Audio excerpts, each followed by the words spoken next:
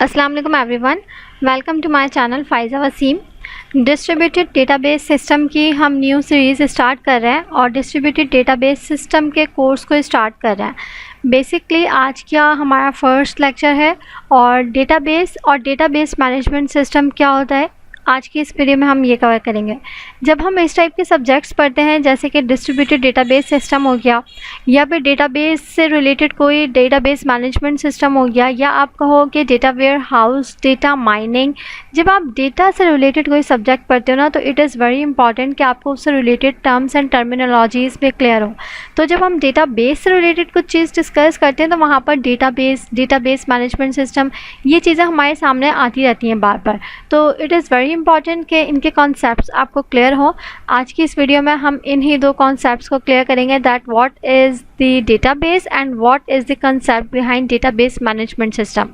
So let's start the video. अगर हम सबसे पहले यहाँ पर डेटाबेस की बात करें तो डेटाबेस जैसे कि नाम से पता चल रहा है हमारे पास इसके अंदर कुछ ना कुछ डेटा मौजूद होगा। A database is an ordered collection of related data that is built for a specific purpose। यानी कि आपके पास एक स्पेसिफिक पर्पस के लिए कोई डेटा कलेक्ट किया जाए वो कहलाता है आपके पास डेटाबेस। अब वो database for example academic database हो सकता है, फॉर एग्जांपल वो बैंक का किसी का डेटाबेस हो सकता है। अब बैंक में हम अपने स्कूल का डेटा तो नहीं डाल देंगे ना, स्कूल के स्टूडेंट्स का डेटा तो नहीं डाल देंगे हम। इसी तरह से अगर एकेडमिक हमारे पास डेटा है, किसी स्कूल का या किसी यूनिवर्सिटी का डेटा है, तो उसके अंदर हम बैंक की इन्फॉर्मेशन तो नहीं डाल देंगे। तो डेटाबेस में हम जो भी इन्फॉर्मेशन कलेक्ट करते हैं वो रिलेटेड इन्फॉर्मेशन होती है और किसी स्पेसिफिक पर्पस के लिए कलेक्ट की जाती है। A database may be organized as a collection of multiple tables where a table represents a real world element or entity। हमारे पास डेटाबेस में मल्टीपल टेबल्स अवेलेबल होता है। अब टेबल्स में रोज़ भी होती हैं, कॉलम्स भी होते हैं। आपने बहुत बार टेबल्स बनाए होंगे जिसमें आप जो है वो डिफरेंट टाइप्स का डेटा कलेक्ट करते होंगे। आपने देखा होगा कि हमारे पास स्कूल्स में जब अटेंडेंस लगती है तो वहाँ पर भी हमारे पास टेबल्स की फॉर्म में होता है जहाँ पे एब्सेंट और प्रेजेंट मार्क किया जाता है, स्टूडेंट्स के नाम लिखे हुए होते हैं, साइड पे कॉलम्स बने हुए होते हैं, रोज़ बनी हुई होती हैं। तो मतलब टेबल्स में हमारे पास जो है वो हम क्या करते हैं, रियल वर्ल्ड इंफॉर्मेशन ऐड करते हैं। ठीक है, जितना भी डेटा होता है हमारे पास डेटाबेस में वो हम किस चीज़ में स्टोर करते हैं, मल्टीपल टेबल्स के अंदर। Each table has several different fields that represents the characteristic feature of the entity। अब वही बात कि टेबल्स में हमारे पास फील्ड्स भी होती है और रिकॉर्ड्स भी होता है। फील्ड्स और रिकॉर्ड मीन्स टेबल्स भी, रोज़ भी होती हैं और कॉलम्स भी होता है। ओके, नेक्स्ट स्लाइड की तरफ चलते हैं। यहाँ पर एग्जाम्पल है हमारे पास, अ कंपनी डेटाबेस में include table for project, employees, department, products and financial records. अगर हम किसी कंपनी का, किसी ऑर्गेनाइजेशन का डेटाबेस क्रिएट कर रहे हैं तो वहाँ पर हमारे पास मल्टीपल टेबल्स हो सकते हैं। एक ही टेबल में तो हम हर चीज़ रिकॉर्ड नहीं कर सकते ना, हमें हर चीज़ का सेपरेट टेबल चाहिए होता है। तो अगर हम किसी ऑर्गेनाइजेशन का डेटाबेस बना रहे हैं तो वहाँ पर हमारे पास प्रोजेक्ट का टेबल अलग हो सकता है, एम्प्लॉयज़ की इन्फॉर्मेशन का टेबल अलग हो सकता है जहाँ पर हम एम्प्लॉय की सैलरी, एम्प्लॉय का नाम, एम्प्लॉय का रोल नंबर, ये सब चीज़ें एंटर करेंगे। डिपार्टमेंट से रिलेटेड हमारे पास एक टेबल हो सकता है। इसी तरह प्रोडक्ट और फाइनेंशियल रिकॉर्ड से रिलेटेड भी हमारे पास डिफरेंट टेबल्स हो सकता है। The field in the employ table में be name, company ID, date of joining and so forth. अगर मैं एम्प्लॉय टेबल की बात कर लूँ, बाकी टेबल्स की हम बात नहीं कर रहे, अगर हम एम्प्लॉय टेबल की बात करें तो उसमें हमारे पास किस किस टाइप की इन्फॉर्मेशन हो सकती है।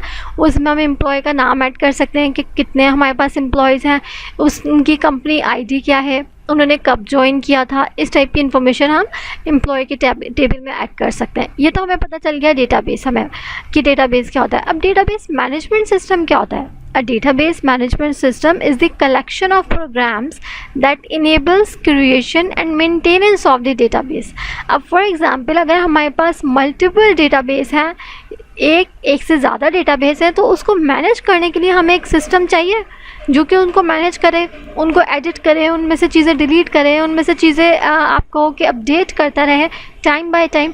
तो ऐसा सिस्टम जो कि आपके डेटाबेस को मैनेज कर रहा होता है, आपके प्रोग्राम्स जितने भी आपने कलेक्ट किए हैं उनको, उनमें ये चीज़ इनेबल कर रहा होता है कि आप उसमें एडिट कर सको, उसमें कुछ चीज़ मेंटेन कर सको, कुछ अपडेट कर सको। ऐसा सिस्टम कहलाता है आपके पास डेटाबेस मैनेजमेंट सिस्टम। ठीक है, जो कि आपके डेटाबेस को मैनेज कर रहा होता है। Database management system is available as a software package that facilitates definition, construction, manipulation and sharing of data in the database. अब ये जो सॉफ्टवेयर पैकेज होता है ये आपको कौन कौन सी फैसिलिटीज़ प्रोवाइड करता है कि आप उसमें चीज़ें डिफ़ाइन कर सको, कंस्ट्रक्ट कर सको, उसको मैनिपुलेट कर सको और उसको उस डेटा को शेयर कर सको डिफरेंट डेटाबेसेस के साथ। Definition of a database includes description of the structure of database. Construction of database involves actual storing of the data in any storage medium. Manipulation क्या होती है? Refers to the retrieving information from the database, updating the database and generating reports. Sharing of data facilitates data to be accessed by different users or programs। अब यहाँ पर जो हमने ये words use किए थे ना कि डेटाबेस हमें कौन कौन सी फैसिलिटीज़ प्रोवाइड करता है, डेफिनेशन की, कंस्ट्रक्शन की, मैनिपुलेशन की और शेयरिंग की, वही चीज़ यहाँ पर जो है वो एक्सप्लेन की जा रही है कि डेफिनेशन ऑफ डेटाबेस में क्या क्या चीज़ें इंक्लूड होंगी। Description of structure of database, आप उसमें अपने स्ट्रक्चर के डेटाबेस को डिस्क्राइब करोगे। कंस्ट्रक्शन ऑफ डेटाबेस में क्या चीज़ें इन्वॉल्व होंगी? Actual storing of data in any storage medium, ठीक है। मैनिपुलेशन किस चीज़ को रिफ़र करेगा? Retrieving information from the data, जिसमें से आप डेटाबेस में से कोई इन्फॉर्मेशन रिट्रीव करो, इसी तरह से अपडेट कर सको या फिर रिपोर्ट्स को जनरेट कर सको, ये चीज़ें आ जाती है मैनिपुलेशन में। और शेयरिंग ऑफ डेटा फैसिलिटीज़ के अंदर आपकी ये आ जाती है कि आप उसमें डिफरेंट यूज़र्स के साथ, डिफरेंट प्रोग्राम्स के साथ अपनी चीज़ों को, अपने डेटा को शेयर करो, ठीक है। डेटाबेस मैनेजमेंट सिस्टम का कॉन्सेप्ट क्लियर हुआ। ऐसा सिस्टम जो कि आपको जो कि आपके डेटाबेस को मैनेज करे, आपको ये फैसिलिटीज़ प्रोवाइड करे कि आप वहाँ पर जो है वो कंस्ट्रक्शन कर सको, एडिटिंग कर सको, मैनिपुलेशन कर सको, अपडेटिंग कर सको और शेयरिंग कर सको। नेक्स्ट स्लाइड की तरफ चलते हैं। यहाँ पर हमारे पास एग्जाम्पल है database management system application areas की। कहाँ कहाँ पर हमारे पास डेटाबेस मैनेजमेंट सिस्टम यूज़ किया जा सकता है? ऑटोमेटिक टेलर मशीन्स में हम इसका कॉन्सेप्ट यूज़ कर सकते हैं। ट्रेन रिजर्वेशन सिस्टम में जहाँ पर हम मल्टीपल आपको पैसेंजर्स का डेटा हमारे पास मौजूद होता है, वहाँ पर ये एक बहुत बड़ा एप्लीकेशन एरिया है डेटाबेस मैनेजमेंट सिस्टम का। इसी तरह से एम्प्लॉय मैनेजमेंट सिस्टम, जहाँ पर आप अपने एम्प्लॉयज़ की मैनेजमेंट करते हो। स्टूडेंट इन्फॉर्मेशन सिस्टम, ये कुछ एप्लीकेशन एरियाज़ है हमारे पास डेटाबेस मैनेजमेंट सिस्टम के। नेक्स्ट स्लाइड में हमें प्रोवाइड किया गया है examples of database management system packages.